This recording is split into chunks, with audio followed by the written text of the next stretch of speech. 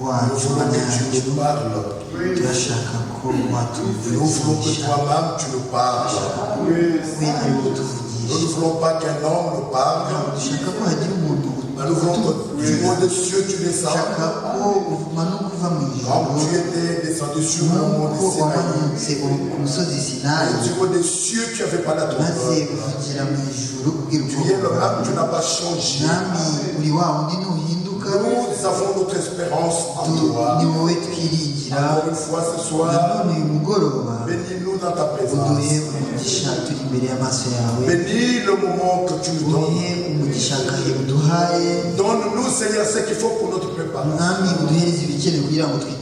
Quelle heure est-il, Seigneur? C'est l'heure où tu dois, où tu viens déjà pour jouer. Conformément à ta parole de promesse. Merci, Seigneur. Je crois que tu l'as fait. Nous allons prier du monde avec foi. Au nom puissant de Jésus-Christ. Amen. Je salue l'église du Dieu Jésus. Avec beaucoup de joie. Avec beaucoup d'amour. Au nom de Jésus-Christ. Nous allons nous lever pour honorer la parole de Dieu.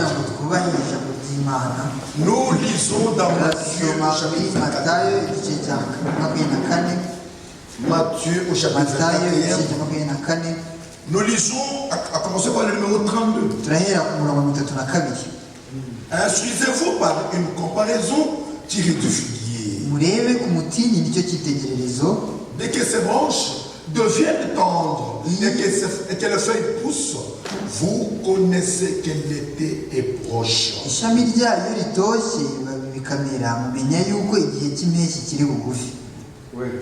De même, quand vous verrez toutes ces choses, sachez que le Fils de l'homme est proche à la porte.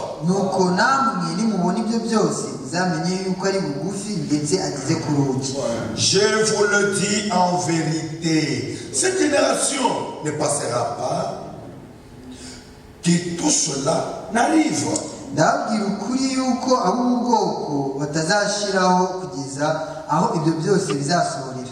Le ciel et la terre passeront, mais mes paroles ne passeront point.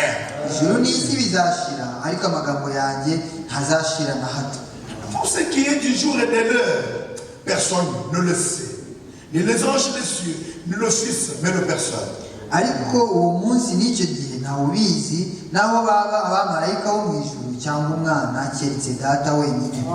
Ceux qui arriveront du temps de Noé arrivera de même à l'avènement du Fils de l'homme.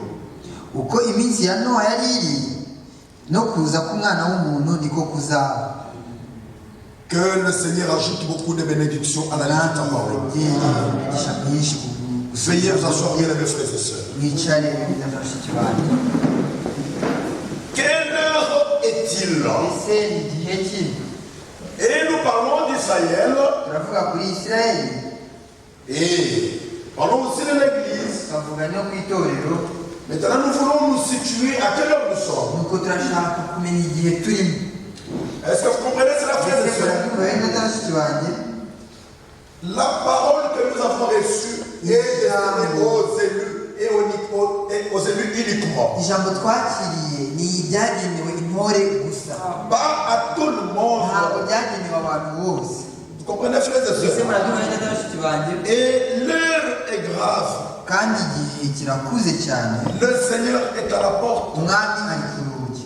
Voilà pourquoi nous sommes en train de dire ça.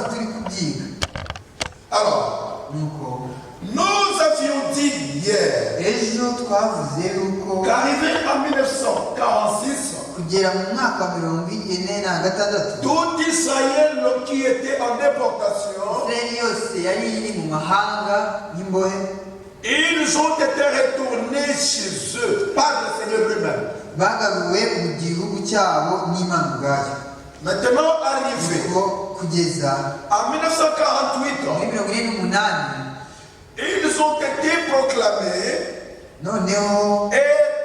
État indépendant juif. Est-ce que c'est clair? Ils sont devenus un pays comme ils étaient avant. Est-ce que vous comprenez, frère? Israël est rentré chez lui avec sa souveraineté. Un pays indépendant. Chez lui, ils sont déjà dans leur patrie. En 1948, l'ONU les a proclamés après qu'ils se soient rencontrés, qu'ils soient retrouvés tous chez eux. L'ONU les a proclamés. Ils ont avec le droit et le pouvoir de récupérer toutes ces portions de terre tout autour, de récupérer sa capitale Jérusalem. Est-ce que vous comprenez cela, frère? Maintenant, quand ils sont arrivés, frère, c'était difficile. Pour qu'ils accèdent à leur capitale. Mais je voudrais vous mettre au courant de quelque chose. C'est laquelle? Juste pour vous aider à avoir l'idée de ce que Israël est devenu maintenant. Il y a 5 ans maintenant que nous avons reçu cette lettre que notre façon que nous avait envoyé, c'est le discours du premier ministre israélien, Benjamin Netanyahu.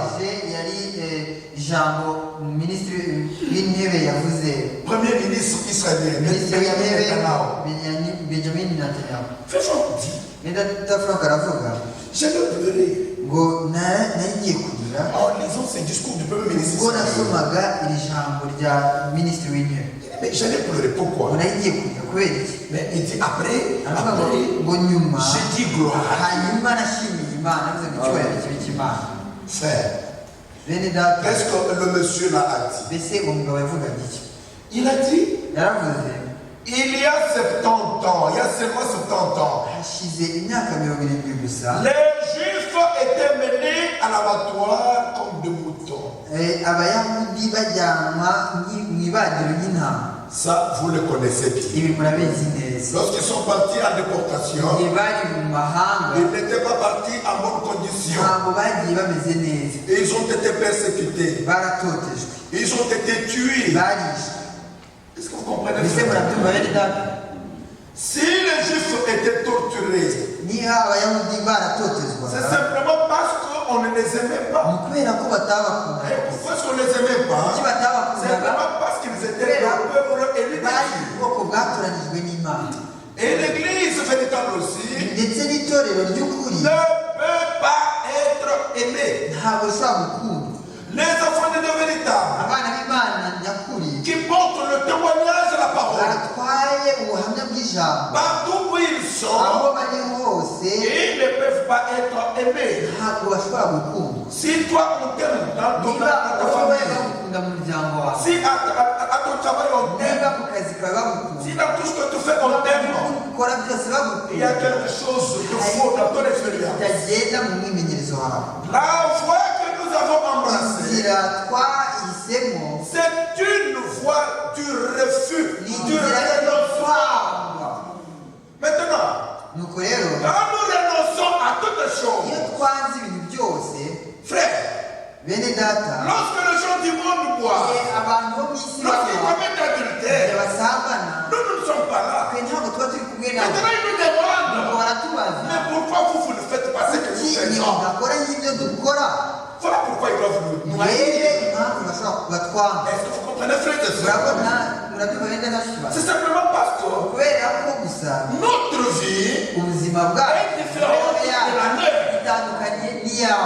Est-ce que vous comprenez, frère? Si toi tu vis comme eux, donc il y a quelque chose de faux dans ton expérience. Partout où tu passes les gens à quelque chose ne va pas. Est-ce que vous comprenez? Israël n'a pas été aimé. Et chaque membre de l'église ne doit pas être jugé. Et vous allez voir dans le cas quartier, les gens qui ne vous aiment pas. Quand vous passez, on vous maltraite, non? Vous vous posez la question. Il y a même des gens qui peuvent venir demander qu'est-ce qui ne va pas? Avec les gens du quartier, qu'est-ce qui ne va pas? Dans le quartier? Non. Aucun problème. Avec mes voisins. Tu entendras celui-là te dire non. Les voisins te critiquent. Est-ce que mes frères vous comprenez? Les voisins te critiquent, ils disent que quand nous voulons boire, il ne fait pas. Quand nous voulons, il ne fait pas s'approcher. Voilà le bon témoignage. Je vous dis la vérité, frère. Mais si ma soeur, on te trouve parmi les femmes commères. Les femmes commères du quartier. En train de parler à mal des autres. Et donc si tu es dedans, quelque chose ne va pas dans ton expérience chrétienne. Écoutez, frère. Tous ceux qui ont été élus, les seigneurs les ont toujours capables de marcher dans la crainte. Et cette crainte-là ne rend différent des autres. Maintenant, je continue avec la lecture. Et lorsque nous sommes arrivés, dans notre pays, 7 pays arabes déclarèrent la guerre au petit État juif.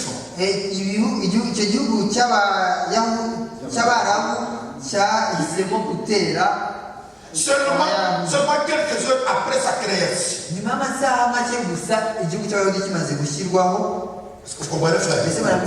Nous étions alors 650 000 juifs contre le reste du monde arabe.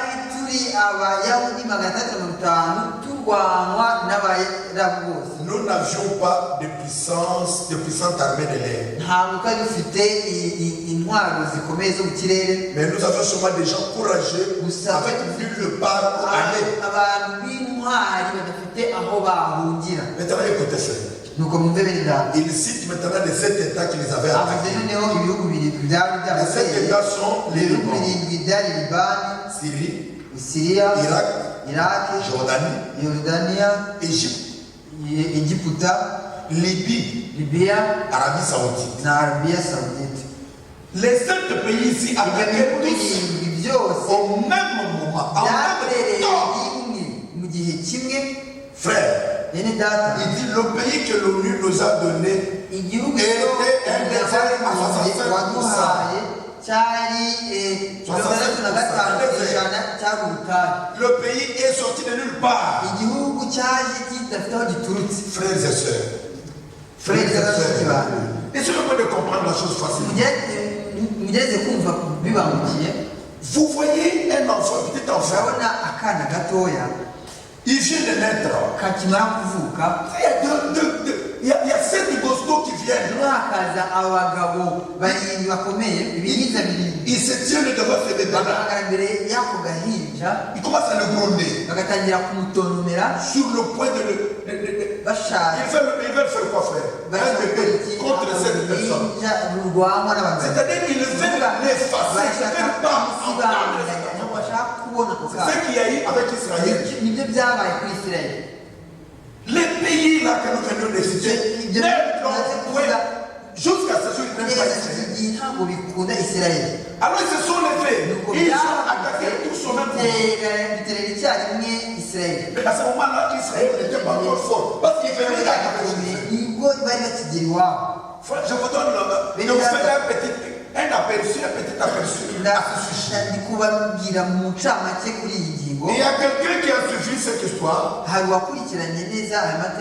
Il dit, lorsqu'il y a un pays qui avait occupé une bonne position pour bombarder Israël.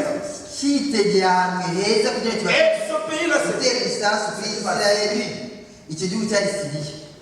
ils occupaient, frère, avec leur chars de combat. Ils étaient là.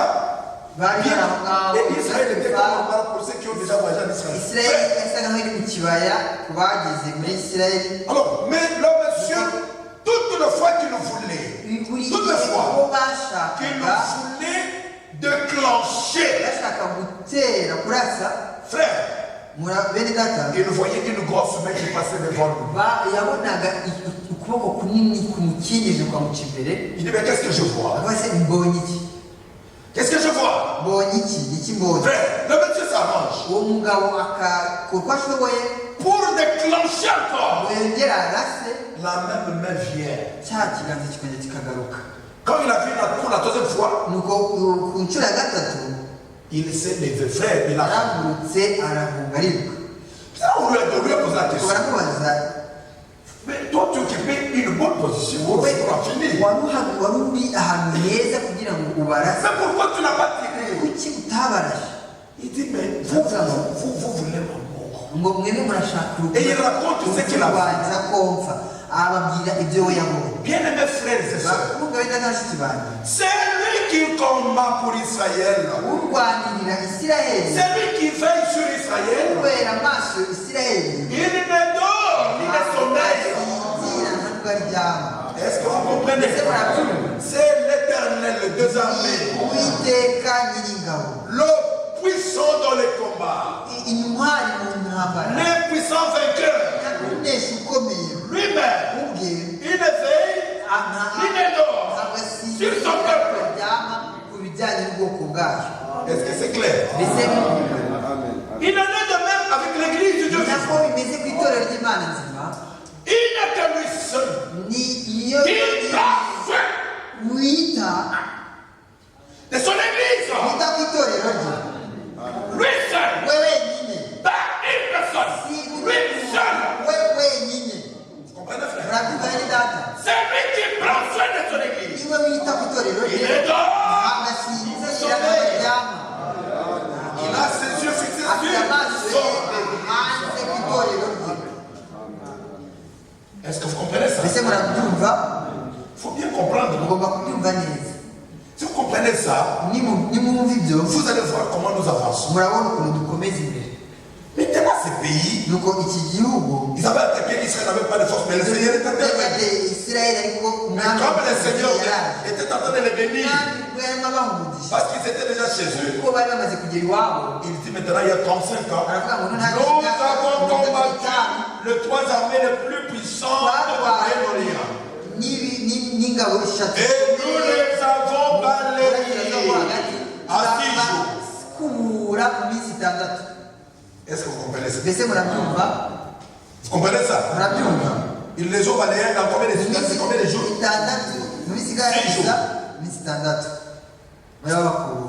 Nous nous sommes battus contre différentes coalitions de pays qui avaient des armées modernes et de nombreuses armes soviétiques. Il dit, et nous les avons toujours battus. Oh mes frères, est-ce qu'il y en a qui aiment Israël ici? Maintenant il dit, aujourd'hui, nous avons un pays, nous avons une armée, nous avons une puissante armée de l'air. Frère, Israël est devenu plus puissant. Il dit, Israël a envoyé ses propres satellites dans l'espace. 3 satellites en même temps. Il dit, aujourd'hui nous sommes fiers d'être au même rang que les États-Unis, qui ont 250 millions d'habitants.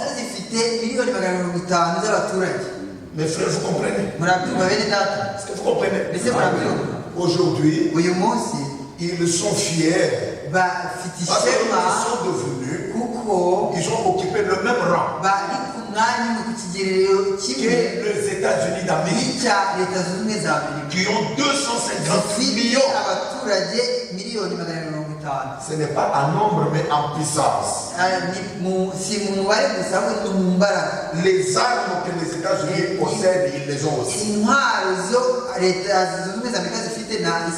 Et Dieu, nous sommes fiers d'être au même rang que la Russie. La Russie, c'est le roi du Nord, non? Il y a 200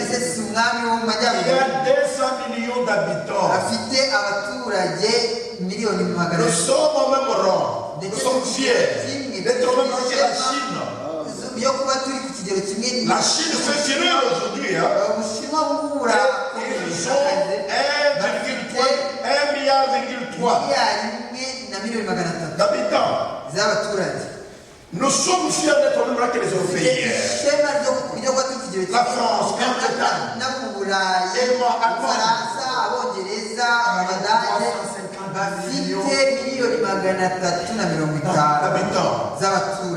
les seuls pays au monde à envoyer des objets dans l'espace. Ce sont ces pays-là qui envoient toujours les objets dans l'espace. Israël fait aujourd'hui partie. Aujourd'hui,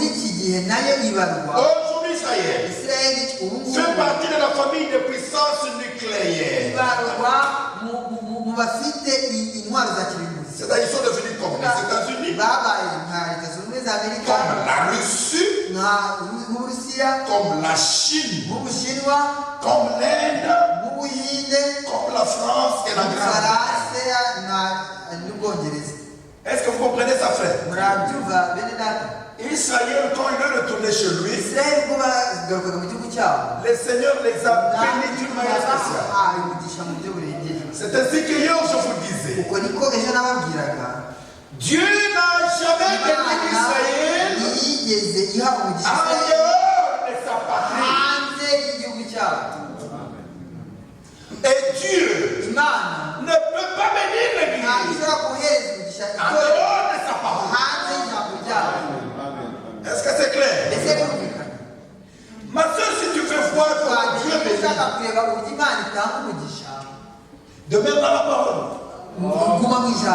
Reste dans la parole de vérité. Et vis la parole. Mon frère, tu veux voir comment Dieu bénit? Mais demeure dans la parole. Vis la parole. Fais ce que Dieu dit. Marche dans la crainte. Il n'y a pas autre façon de le dire. Bien aimé frère. Maintenant Israël. Il y a un problème. Pour avec son retour. Nous, Église, qu'est-ce qu'on va connaître à ce sujet? D'après la lecture que nous venons de faire, instruisez-vous par une comparaison très juste. Maintenant, nous nous instruisons, non? Du figuier. Le figuier Israël. Vous voyez? Dès que ces branches deviennent tendres, et que les feuilles poussent, vous connaissez qu'elle était proche. Mais de même, quand vous verrez toutes ces choses, c'est lui qui les dit, le Seigneur lui-même. Maintenant, il dit la génération. Ne me dites pas, frère Oscar. On va parler des générations, des 70 ans, des 40 ans. La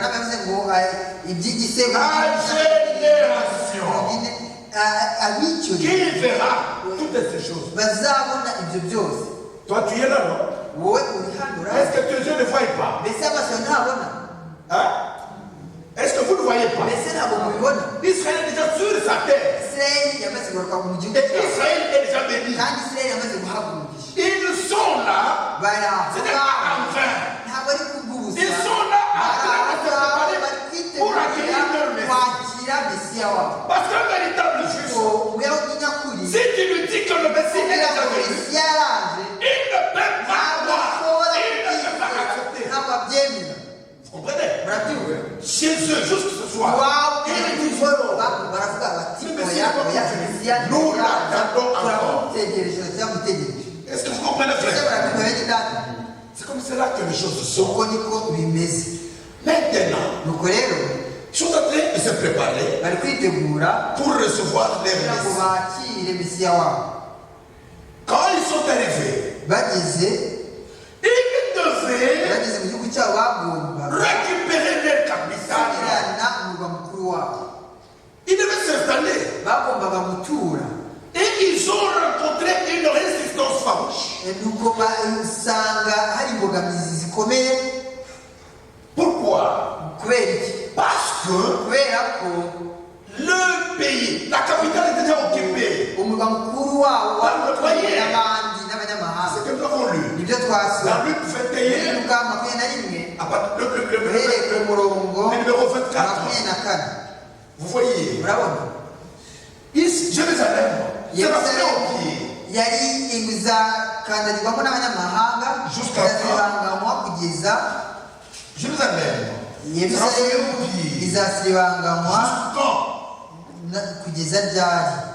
Ils tomberont sous le tranchant de l'épée. Ils seront avec la captive parmi toutes les nations.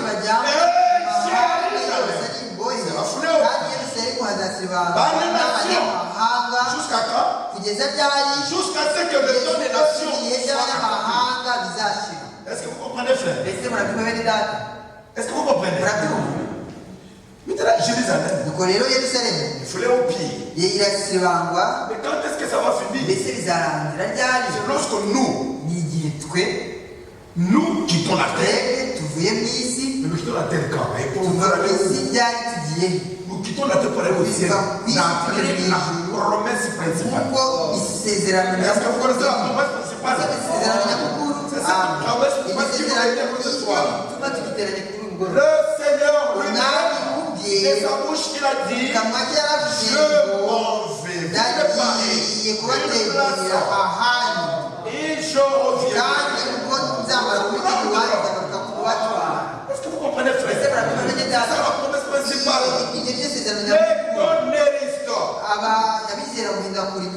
Les tonnéristes disent non. La promesse principale,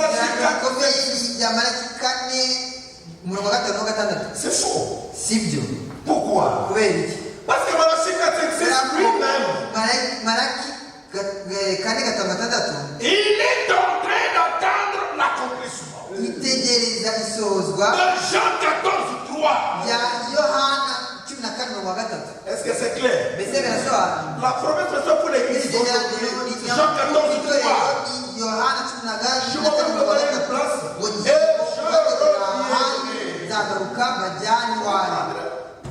je vous prendrai. Afin que là où je serai, vous y soyez. Est-ce que vous avez la joie? Est-ce que le Seigneur vient nous prendre? Afin que là où il va être, nous puissions être avec lui. Est-ce que ce n'est pas une joie, ça? C'est ce qui doit nous donner vraiment une joie intense, énorme. Bien de mes frères et sœurs, ceci est très très important. Maintenant, ils tentent de récupérer les capitales. Ils rencontrent une résistance. Et qu'est-ce qu'ils ont fait? Ils sont allés à Tel Aviv. Il y a un frère qui a déjà visité Israël. Frère, Tel Aviv n'a jamais été la capitale d'Israël. Mais ils sont allés à Tel Aviv pour ils l'ont choisi comme une capitale où ils devaient expédier leurs affaires courantes. Pourquoi? Parce qu'ils ont rencontré une résistance à Jérusalem. Frère, écoutez-moi bien. Jérusalem, la capitale d'Israël, frère, elle ne remonte pas d'aujourd'hui.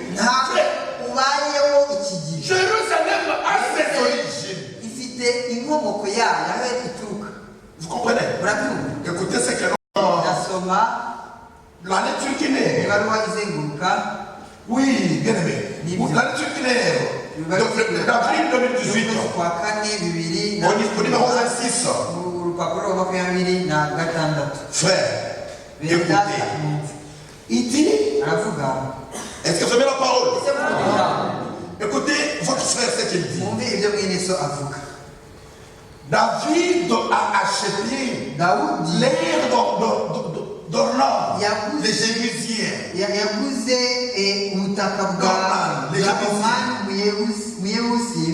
Et là, lui a payé avec de l'or, d'un poids de 600 cycles.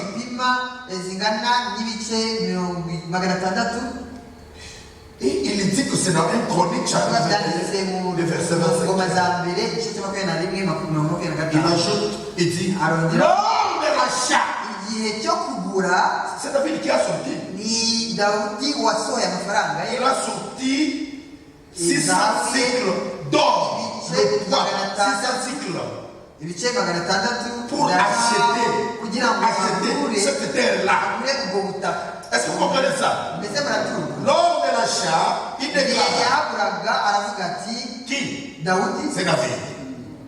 Ici où? À Jérusalem. Sera la maison de l'Éternel Dieu. Et ici sera l'autel des holocaustes pour Israël. Est-ce que vous comprenez ça, frère? Et puis il continue.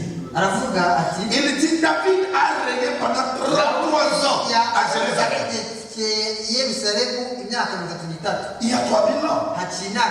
Et son fils Salomon a régné pendant 40 ans à Jérusalem. Salomon, il construisit le temple par l'ordre direct de Dieu. Il était principalement, il était dans les questions de l'alliance.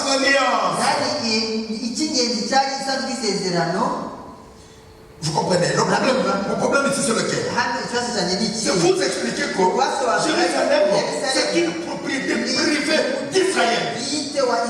Il a été acheté par le patriarche à 600 cycles. Lors de 2 poids de 600 cycles. Ça n'appartenait pas aux nations qui sont là maintenant. Les Palestiniens, les musulmans qui sont en train de faire du bruit. Non, frère. Maintenant, ils sont à Tel Aviv. Et c'est là qu'ils sont restés. Bien mes frères. Privés de leur capitale. Mais c'était un souci. Imagine-toi, frère. Tu te retrouves chez toi. Mais il y a quelqu'un qui occupe anarchiquement ta parcelle.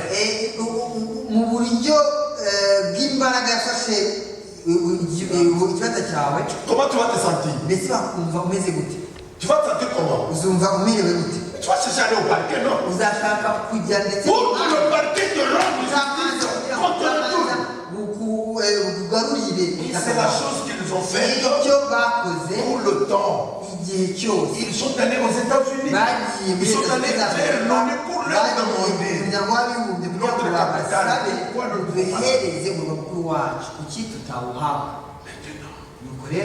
riches de leur État. Comme ils sont riches. Frère, les présidents des États-Unis, ils sont allés plusieurs fois vers Israël pour demander de l'argent, pour que Israël leur prête l'argent. Pour qu'ils aillent faire la campagne. Si nous réussissons, nous allons vous redonner votre capital. Mensonge. Frère, notre Dieu, il ne reste le Dieu de l'histoire vraie. Et Dieu peut susciter n'importe qui pourvu que son plan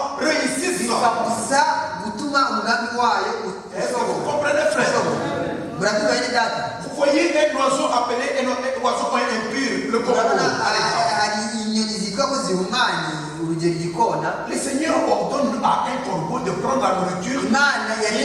Frère, une histoire vraie encore. Le corbeau amenait du pain matin et soir à Élie qui était caché auprès de Kérith. Dieu fait chaque chose comme il veut. Il fait tout comme il le veut. Maintenant, bien aimé, écoutez. Nous sommes en train de pousser doucement pour que vous compreniez quelle heure il est. Maintenant, bien aimé frère. Arrivé au mois d'octobre passé, 2017, quelque chose se passait. Aux États-Unis. C'était quoi? Il y a eu les élections. Ce sont des choses que vous maîtrisez. Dans ces élections, on a pensé que c'était la femme qui devait passer. Et malheureusement, contre toute attente, lorsqu'on publie les résultats, le verdict de les élections, c'est Donald Trump qui sort. Est-ce que vous comprenez, frère? Est-ce que vous comprenez? Donald Trump est passé. Quand Donald Trump passe maintenant au pouvoir, il passe. Il devient le président des États-Unis. Je voudrais amener quelqu'un à comprendre quelque chose. Ce n'est pas en vain. La femme ne pouvait pas occuper cette place-là maintenant. De la présidence des États-Unis. Il fallait que ce soit celui pour lequel tout le monde n'avait pas de confiance. Mais Dieu, lui, voyait que celui-ci vous avez utilisé pour faire quelque chose. Frère, Monsieur Trump entre au pouvoir. La première des choses, il regarde à Israël. Mes frères et sœurs, vous suivez la histoire. Est-ce que c'est bon? Il regarde à Israël. Il dit, mais qu'est-ce que je peux faire de ce choses? Qu'est-ce que je peux faire? Et là, nous comprenons que c'est l'action de Dieu. Bien aimé frère. Et Donald Trump, il va faire un discours de reconnaissance. J'ai ce discours. Mais je ne vais pas lire tous les discours. Est-ce que vous comprenez? Il fait des discours. C'est dans ce discours, il s'agit de quoi? Il s'agit de retour de la capitale Jérusalem, qui était la capitale de toutes les années. Il prend maintenant Jérusalem, il retourne à Israël. Mes frères comprennent la chose. Maintenant, écoutez le discours. Ce discours a été fait un mercredi 6 décembre 2017.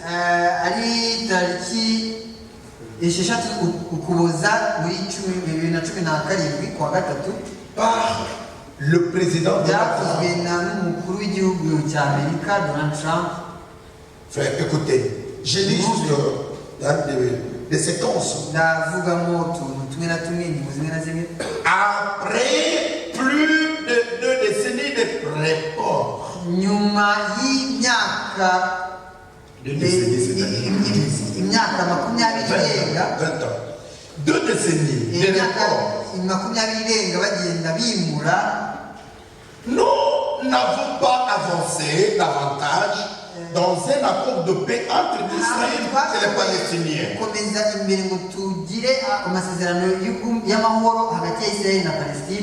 Il serait faux de croire que de commettre exactement la même erreur.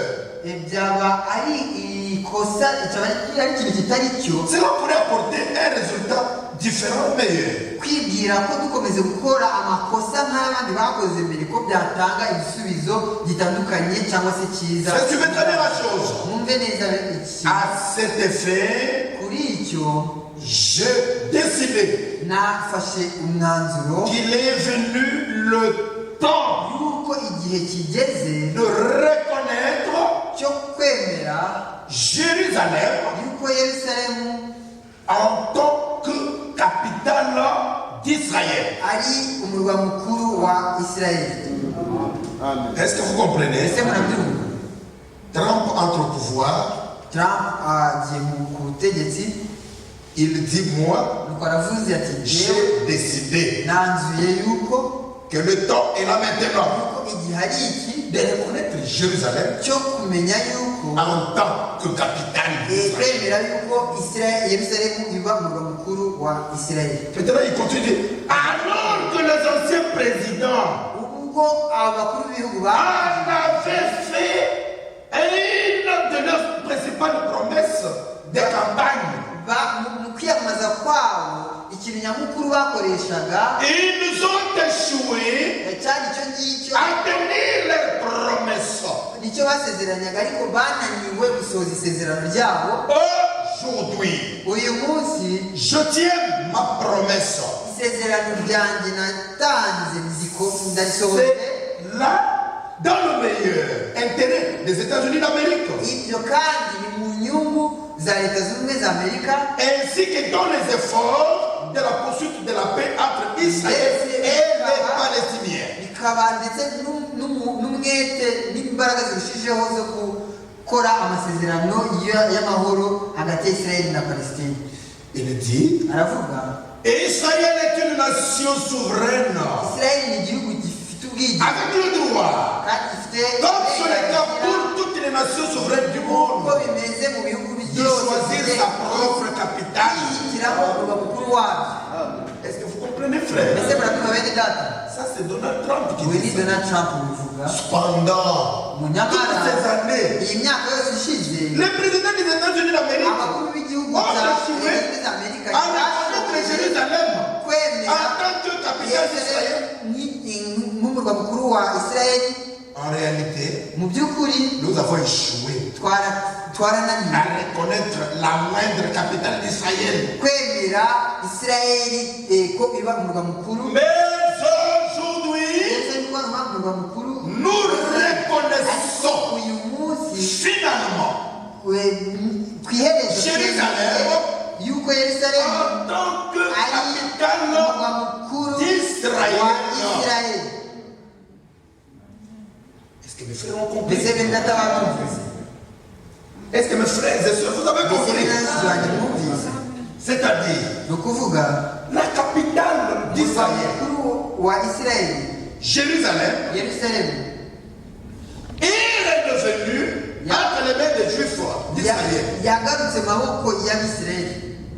Voyez, murabona Trump au pouvoir, Trump agiye ku butegetsi il reconnaît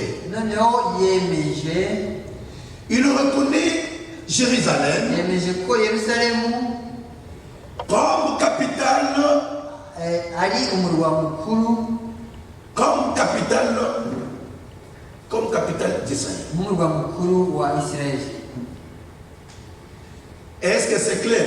mbese birumvikana Frère, bene data? il n'y a pas de hasard devant notre Dieu. ku Mana yacu nta kintu kiba gitunguranye gutyo gusa. Regardez, frère. murebe bene data. Mais je mets d'abord une virgule ici. hano ndashyiraho akitso. Lorsque Trump a dit ça, Trump yavugaga ayo magambo il y avait de la joie. hari hari umunezero. Tous les Juifs avaient la joie. abayahudi bose baranezerewe. Mais ariko les les États-Unis d'Europe, l'Union européenne, ils ont dit non. Et toute la communauté internationale. Tu dis, mais cet homme, Trump ici, cet homme c'est Umugabo. Et Umugore c'est quoi? Cette femme. Ça va. Maintenant, frère, écoutez. Ah, c'est pour vous réveiller que je fais ça, merci.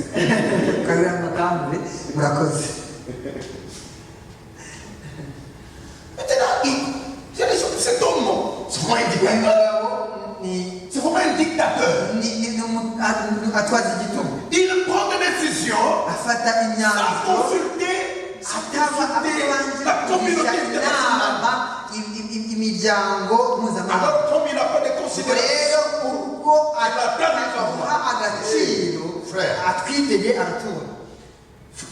Trump ne s'est pas tué.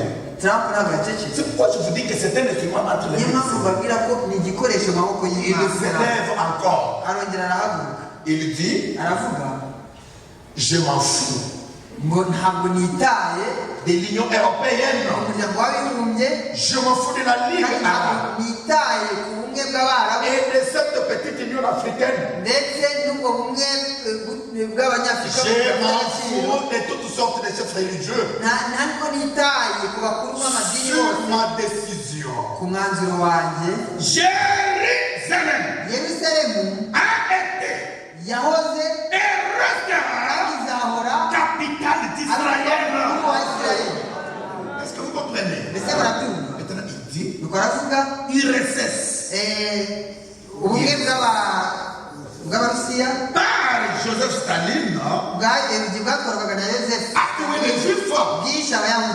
Adolf Hitler a voulu aussi terminer la race juive sur la surface de la terre. Partout où il y a eu le communisme dans la ils ont persécuté les Juifs. Et à mon tour, je ne supporterai pas de voir aujourd'hui les Arabes marcher sur un peuple remontant persécuté. Non et non. Israël doit retrouver sa liberté. Toutes les possessions israéliennes doivent retourner aux Israéliens.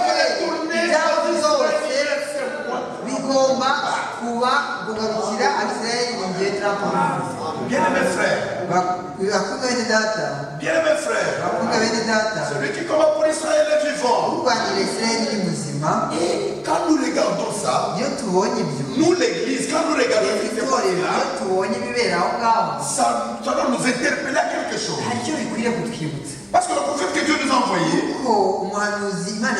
et si vous voulez connaître là où nous sommes, où Dieu se trouve avec l'église maintenant, jetez votre regard au Moyen-Orient, en Israël. Est-ce que vous comprenez, frère? Maintenant, regardons à Israël. Qu'est-ce qui se passe? La capitale, Jérusalem.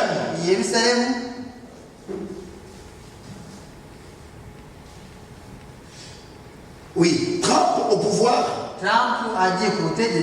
reconnaît Jérusalem. Il reconnaît Jérusalem comme capitale d'Israël. Mais frère, vous comprenez ça? Maintenant, regardez. Pourquoi est-ce que le Seigneur a permis? Vous allez dire, mais frère Oscar, toi-même, tu nous parles de menaces, de la politique. Il y a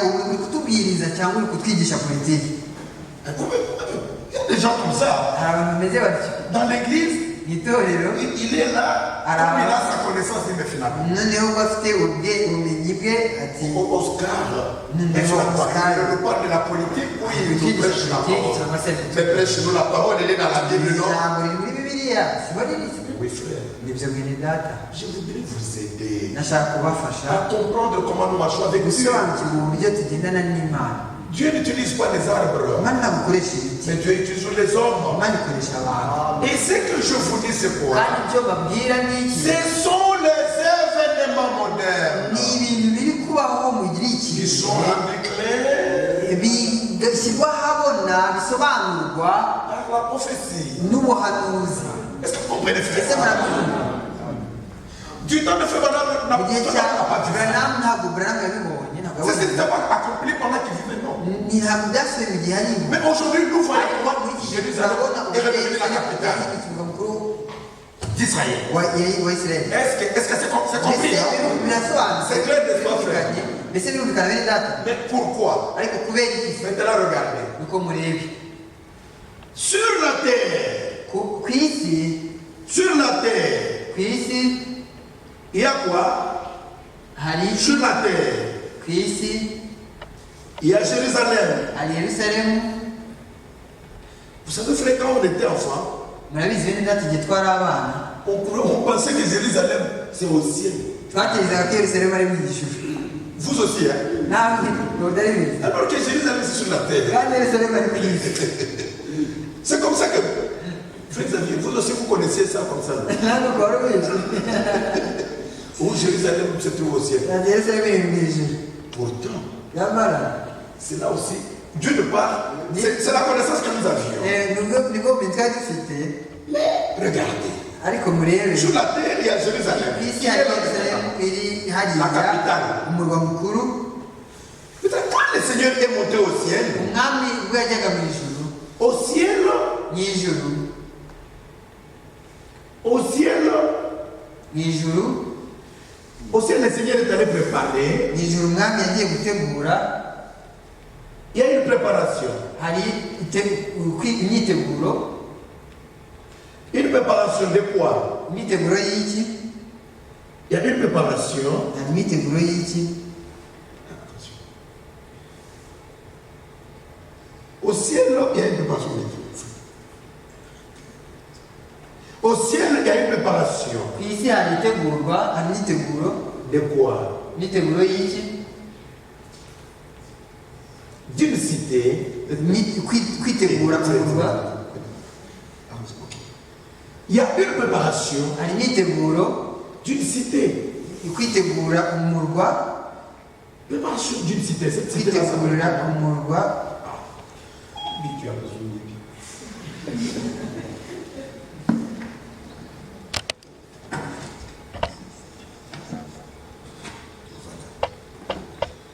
Alors il y a une préparation au ciel.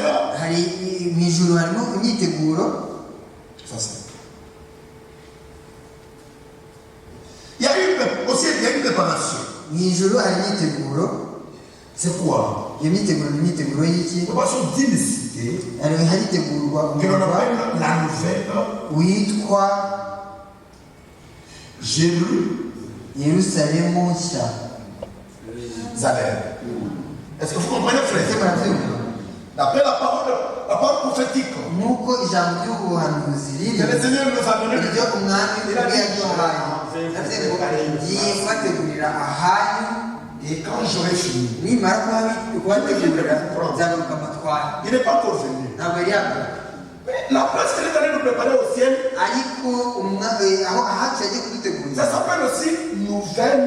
naho yitwa Yerusalemu nshya. Mais elle est nouvelle par rapport à quoi? ni nshya ugendeye ku ki?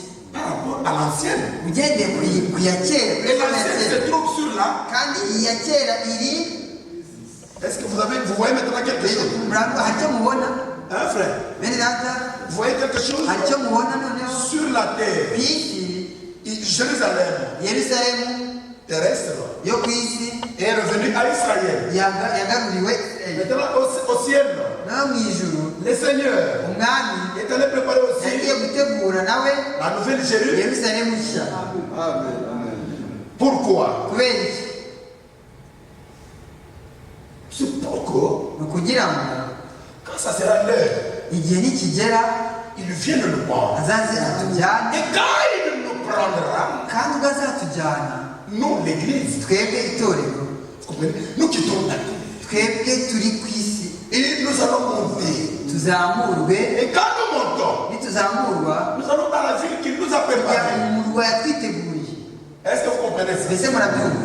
Hein? Nous allons monter dans la ville qui nous a préparé. Maintenant, nous associons avec le retour du Seigneur. Pour nous, l'église épouse, nous devons connaître ceci. Il y a 3 venues pour nous. Est-ce que vous comprenez, frère? Le Seigneur vient plusieurs fois. Il vient plusieurs fois. Azakesh. Plusieurs fois. Mais pour nous, combien de fois? Combien de fois? Quand je dis combien de fois? J'explique. La première fois, il est déjà venu. Pour faire quoi? Pour nous sauver, non? C'est la première fois. La deuxième fois, il vient pour nous chercher. Il n'est pas encore venu. Maintenant, la troisième fois, quand il vient pour la maison nous prendre, il nous amène là. Nous sommes là. Dans la nouvelle Jérusalem. Qu'est-ce qui va se passer? La troisième venue, c'est nous. Avec le Seigneur.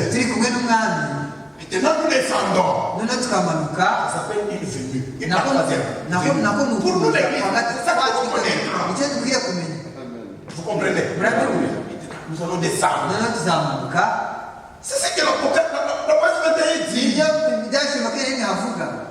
Et je regardais. Je vis du haut des cieux une cité qui descendait du ciel. La nouvelle Jérusalem. Frère, cette cité n'a pas été construite par un homme. Les concepteurs, un architecte, et Dieu. Quand nous décrivons cette cité, il n'y a pas une cité qui soit comparable à celle que le Seigneur a préparée au ciel. Je vais dire à quelqu'un, aujourd'hui tu es locataire, mais demain tu ne seras pas locataire. Pourquoi? Parce qu'il y a une tradition biblique qui dit, dans le royaume de mon père, dans le royaume de mon père, il y a plusieurs palais. Les palais, c'est là où le roi, le roi maintenant, toi et moi, depuis que le Seigneur est allé nous préparer, ce sont des palais. Est-ce qu'il y a quelqu'un qui a déjà parlé là-bas? C'est pourquoi que tu m'insultes, que tu fasses de moi n'importe quoi. Mon palais est là. Je suis sûr, frère. Même si toi tu dis Oscar, je te dis je un palais là. C'est quand le Seigneur nous prend. Nous allons, ce ne sont pas des carreaux. La ville là, elle est toute construite en or pur. C'est le témoignage de cette écriture. Frère, c'est une très belle cité. Il y a des gens ici qui n'ont jamais vu de l'or. Mais l'or typifie la divinité. Mais la ville est construite en or pur. Maintenant, quand nous montons, d'abord nous irons à la fête. Quand nous arrivons à la fête, je vous raconte ce qui va se passer dans quelques jours ici. Nous quittons la terre, nous allons là-bas. Quand nous arrivons là, nous nous allons habiter dans des bâtiments. bizatura mu nyumba Et toute la ville. itunganye Est-ce que c'est clair? irengerana mbese On irasobanura va voir la joie. birakwiriye Si tu es venu, binezeza c'est-à-dire là, il n'y a pas quelque chose pour toi. niba Si tu n'as pas de joie, niba utanezerewe uvuga ko hakurya ntacyo ufiteyo tu peux être locataire. ushobora kuba Mais là-bas, tu as ukodesha un palais. ariko hakurya ufiteyo inyumba nuko mukundwa Nous arrivons là. tugezeyo D'abord, ikibanza avant que nous quittons la terre, mbere y'uko tuva ku isi le Seigneur umwami va nous glorifier. azabanza duha ubwiza Je suis en train de parler à l'épouse. ndikubwira Et umugeni quand l'épouse écoute ça, elle se umugeni réjouit. iyo abyumvise aranezerewe Le Seigneur va nous glorifier. umwami azabanza aduha ubwiza Comment il va procéder? mbese azabikora ate Il va prendre une puissance. azafata imbaraga Il déverse cette puissance sur l'Église. azisuke ku itorero Est-ce que c'est clair? mbese birumvikana C'est pourquoi faire avec cette puissance. niyo mpamvu n'izo mbaraga Ça va servir de témoignage.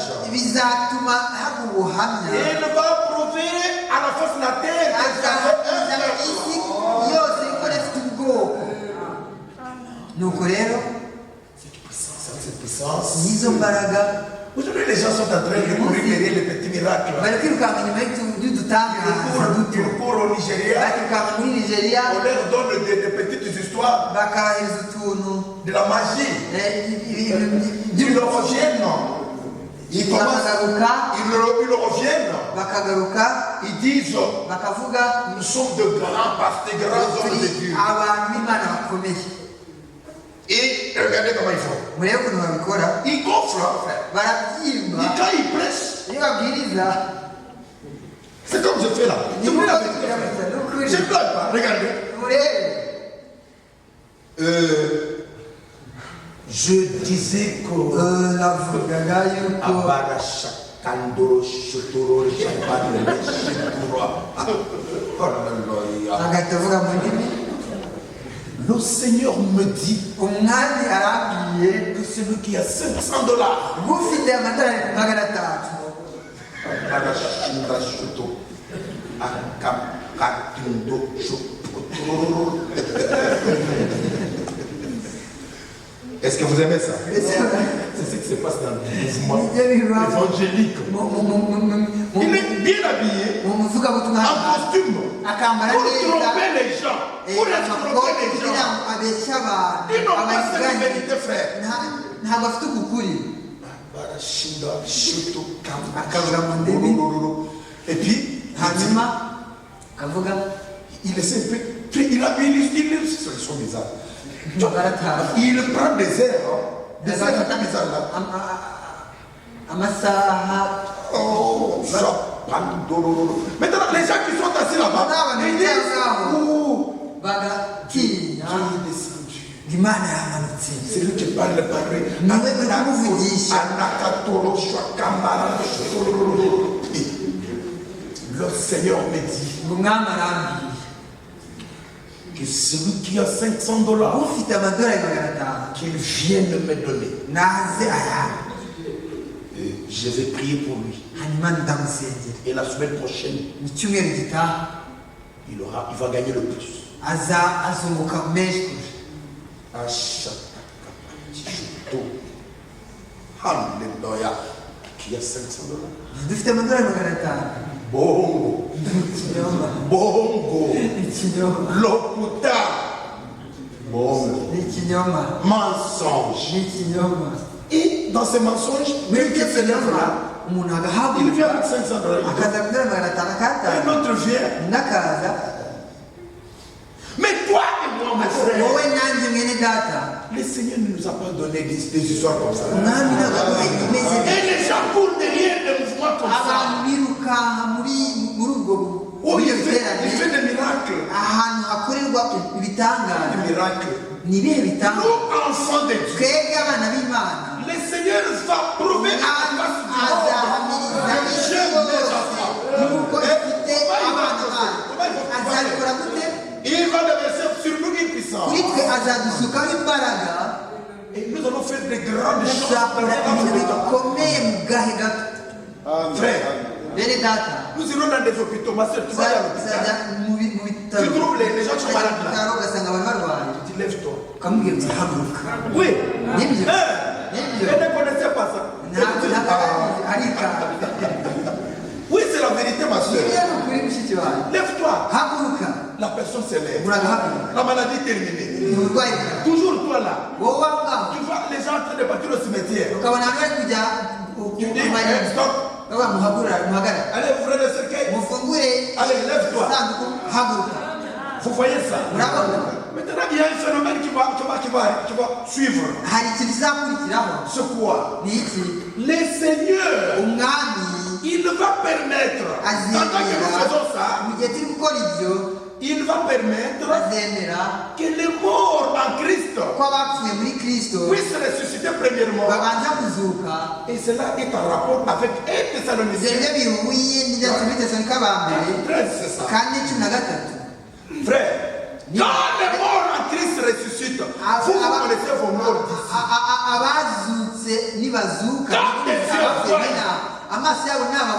Nos frères et sœurs en Christ, ça c'est frère Oscar, non? Directement. Tu changes. Est-ce que vous comprenez? C'est que nous changeons. Le corps change. Ces histoires salissées se transforment. Parce que ceux qui ressuscitent là-bas, ils ressuscitent avec le corps. Et nous, qui sommes restés pour l'avènement du Seigneur, nous n'allons pas les dévancer. Nous allons ensemble, frères et sœurs, les seigneurs, il sera là. Alléluia. Bien aimé frère, il va donner l'ordre. Montez ici. Bien aimé frère, c'est la vérité. Et nous quittons la terre. Et ça s'appelle un départ soudain et secret. Et c'est l'épouse seule qui reconnaîtra comment il va partir. Si tu es membre de ce corps-là, tu vas bien, frère, tu vas vivre ça. C'est pourquoi c'est le temps pour nous de nous attacher à la vérité. Ne suivons pas des mouvements humains. Quand nous partons, nous allons dans la nouvelle Jérusalem avec nos bien-aimés qui nous ont dévancés, qui sont au repos. Frère Branham aussi. Et nous allons. Est-ce que c'est bon? Maintenant, nous allons dans la nouvelle Jérusalem. Là où il a préparé. C'est pourquoi il ne faut pas marcher. Il ne faut pas vivre avec légèreté. Ma soeur, il faut mettre une jupe. Même si elle peut coûter des milliards, mais que ça soit une jupe. Tu es une fille de Dieu qui doit aller au ciel. Il ne faut pas porter, comme je l'ai dit hier, et quand tu marches, les gens te regardent. Et tu dis, toi ton problème c'est quoi? Ton problème c'est là, ça coûte. Tu sais combien ça coûte? Moi je fais ça à 2500 $. Non, ce n'est pas le temps. Nous n'avons pas le temps pour les choses comme ça. Non. Nous avons le temps pour nous préparer. Pas pour autre chose. Pour les habits ou les chaussures. Maintenant, quand nous entrons là-bas, ici il va faire quelque chose. Il va faire quoi? Le Seigneur, il va nous essuyer les larmes. Parce que sur la terre, nous avons beaucoup souffert. Nous avons beaucoup pleuré. Il y a des frères qui dorment affamés. Il y a des frères qui n'ont pas du travail. Maintenant, il essuie nos larmes. Il essuie les larmes. Il essuie. Pourquoi il essuie? Il dit vous, pendant que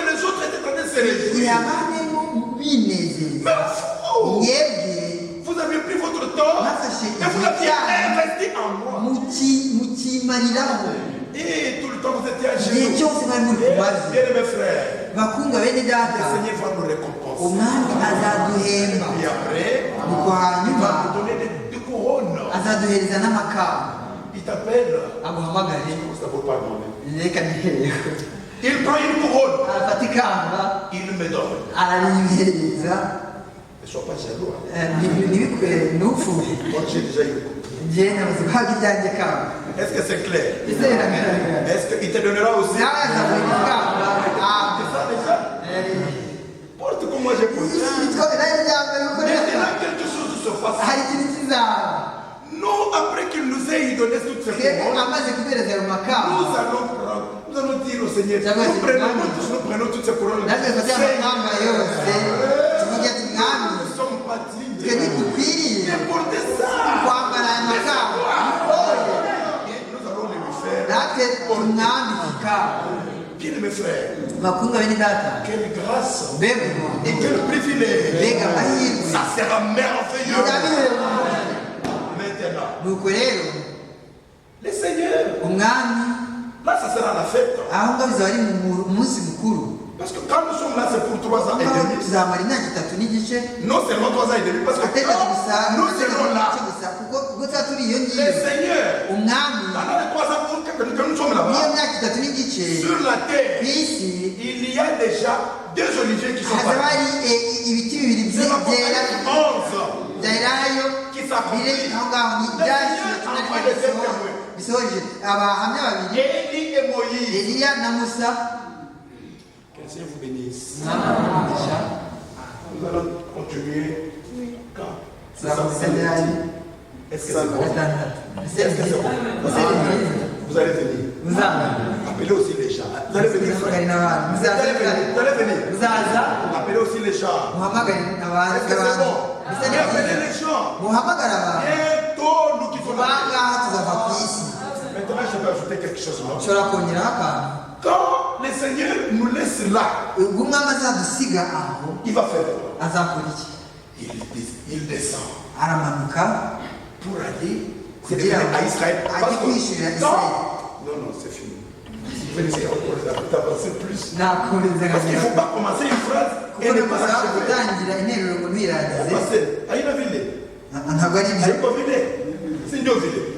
Donc il faut dire quelque chose. Et le samedi, nous allons venir. Et nous allons parler encore pour voir comment nous allons descendre. Et quand nous allons descendre avec le Seigneur, c'est nous avec le Seigneur. Nous allons partir où? C'est là que nous allons commencer.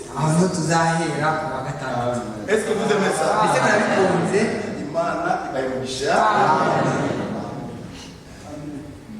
Est-ce qu'on va donner une bonne chanson?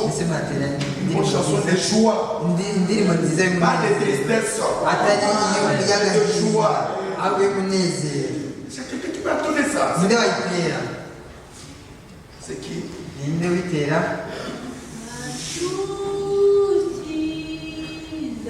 Yesu